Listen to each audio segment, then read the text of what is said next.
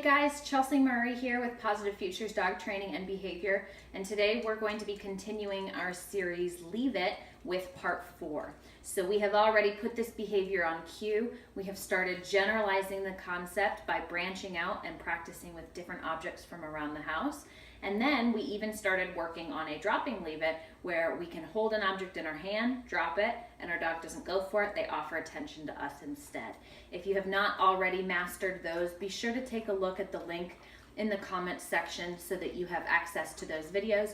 Practice those and then come back here and start working on part 4.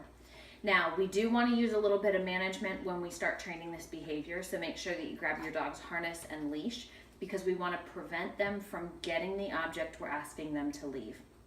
You will need your dog to have just a little bit of experience being on leash, just in the sense that they're comfortable with any equipment that we put on them before we start working them.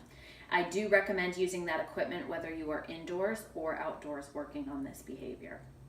So we're going to go ahead and get started. Now remember, we define leave it as look at me instead of that. So I will be clicking the dog that I am training with chicken for looking at me and leaving the object on the ground alone, which I am going to start with a little dish of chicken.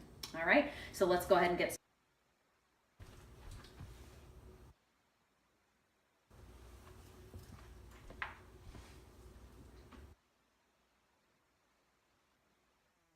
I have April working with me. You can see she is on a harness and a leash. Now, mechanics can be a little bit challenging when working on this behavior. I recommend that you have one hand open for treat delivery and one hand holding your clicker and your leash.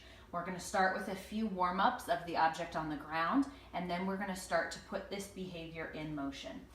Make sure when you put the object down that you do place it far enough away that your dog cannot reach it. Leave it. Good girl. And I click her attention back to me. Good girl. Leave it. Good girl. Good girl. Leave it. Excellent. So we got a few successful warm-ups. I'm going to go ahead and back away. My goal is to be able to walk her past the object and have her offer me attention while in motion. Remember, the closer you are to the object, the harder it is for your dog to leave alone. So the first few repetitions, stand a little bit further away to help your dog. Girl. All right, are you ready? Let's go. Good girl. And if your dog, April, leave it. Good girl. If your dog does not look at the object at all, you can reward them for attention to you. April, leave it.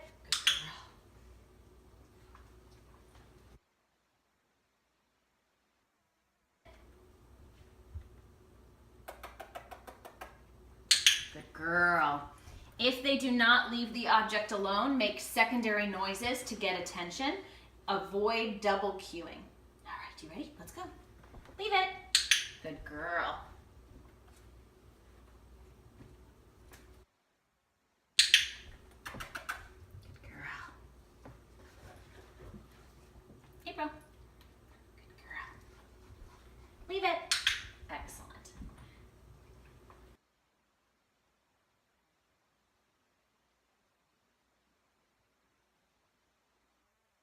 Don't generalize very well, so we need to practice with a variety of items in a variety of locations.